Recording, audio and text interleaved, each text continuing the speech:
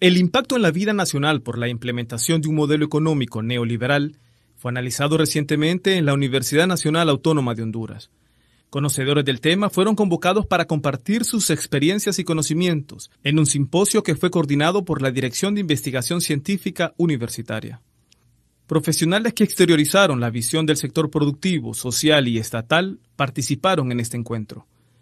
La problemática económica y sus posibles soluciones fueron el centro del debate. Más que referirme a un modelo, me referí al manejo responsable de las políticas de manera integral, porque solo así vamos a lograrlo.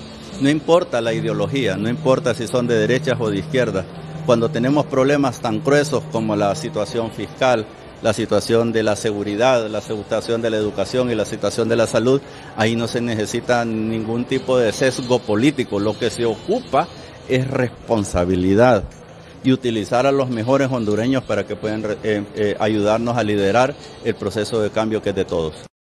Uno de los objetivos del simposio fue apuntar hacia el modelo económico alternativo ante lo dañino del neoliberalismo, en especial aquello que se adopta para beneficiar a unos pocos. Son 23.000 millones de lempiras que el Estado deja de percibir año con año. 23.000 millones, ¿no cree usted que podríamos asegurar sistemas de riego? Podríamos asegurar laboratorios para producir semilla criolla, podríamos hacer extensiva la producción de hortalizas, granos básicos. No es posible seguir importando granos básicos cuando en este país hay potencial para producirlo. Hablar de un tema como este, que es el modelo económico que está impactando negativamente sobre todo, es una obligación de la universidad que se lo manda el artículo 160, que tiene que contribuir al conocimiento de los problemas.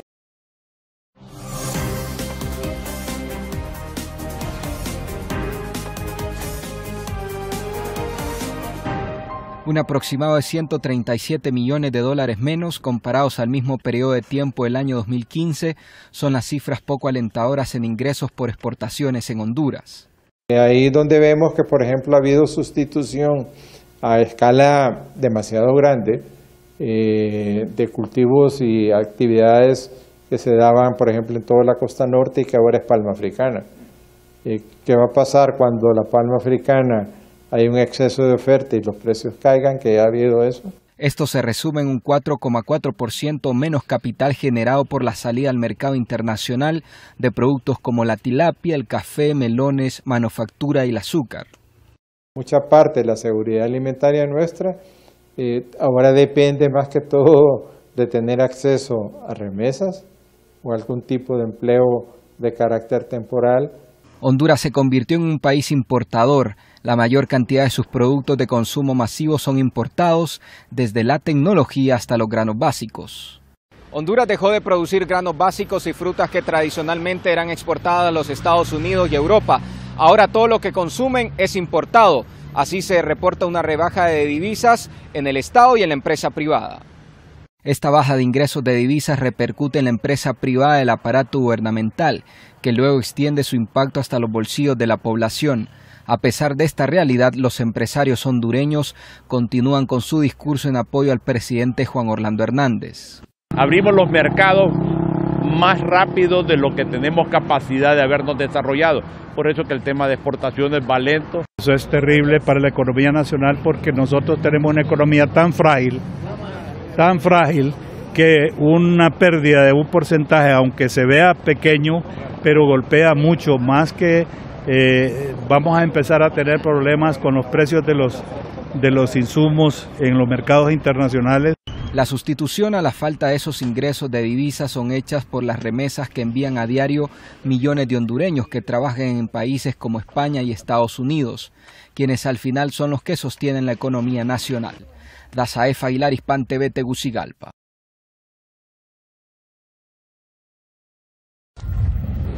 La factura de la sequía y cambio climático se comienza a vivir en este periodo, cuando se anuncia importación de granos básicos para el consumo humano, frijol rojo y maíz blanco.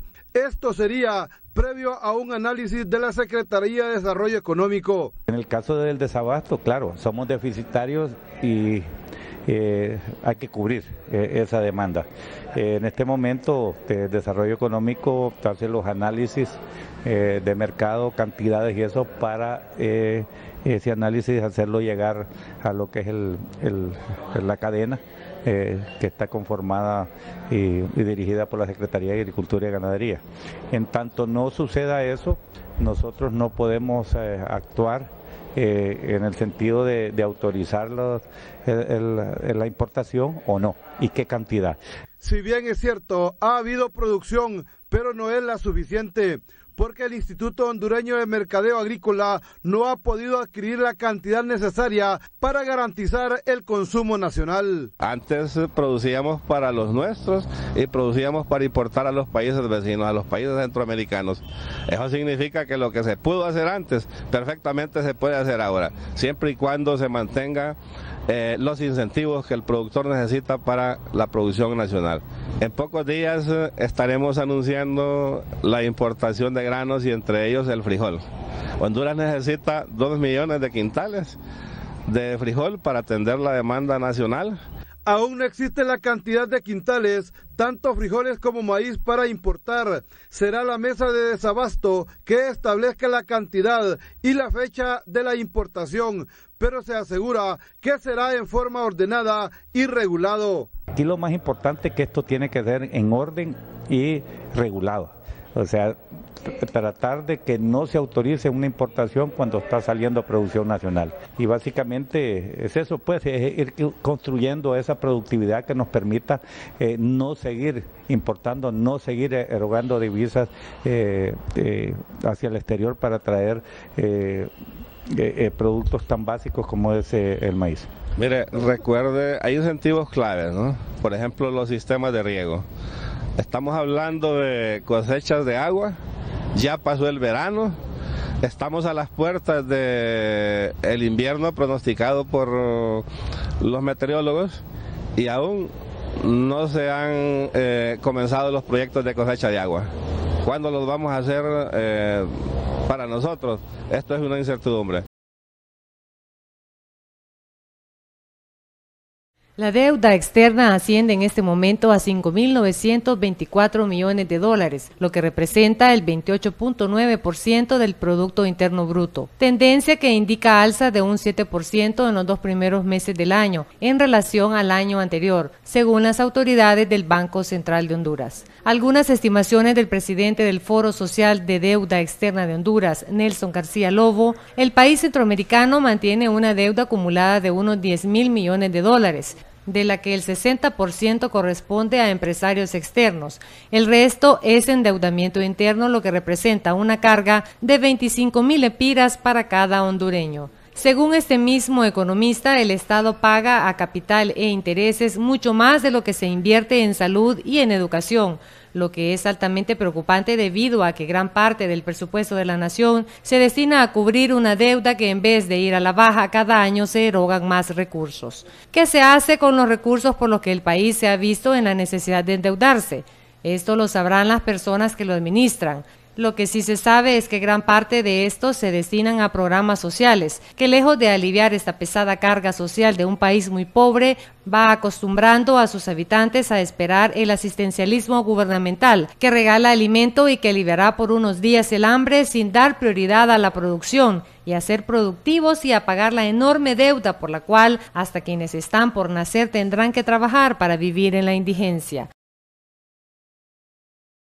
Y según la CEPAL, Honduras es el segundo país más pobre de Latinoamérica, una pobreza extrema que alcanza un 60%. Ante ello, las organizaciones de sociedad civil señalan que la situación se genera a través de la corrupción y la impunidad de los diferentes gobiernos.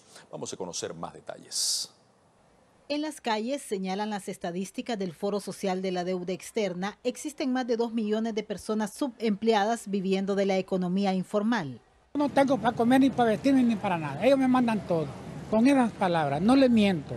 Si no fuera ellos, yo estuviera pidiendo en la calle. Porque no, perdí hasta mi casa. Yo pagaba una mensualidad en mi casa, me alcancé, no pude pagar, el banco me la quitó.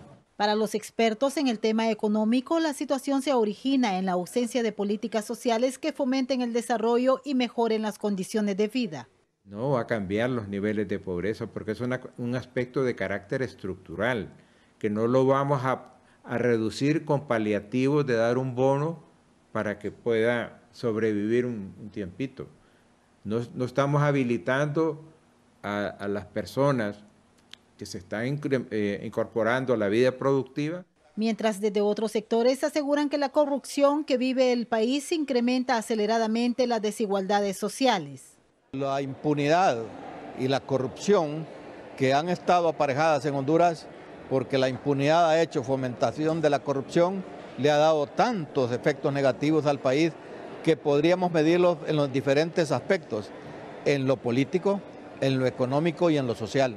Desde el año 2000 a la fecha, en las estadísticas oficiales se recuenta más de 15.000 millones de dólares que se invirtieron en la reducción de la pobreza, pero sin resultados. Según cifras del Foro Social de la Deuda Externa, cerca del 60% de la población económicamente activa no percibe el salario mínimo establecido por el gobierno. Hilda Silvestrucci, Telesur Honduras.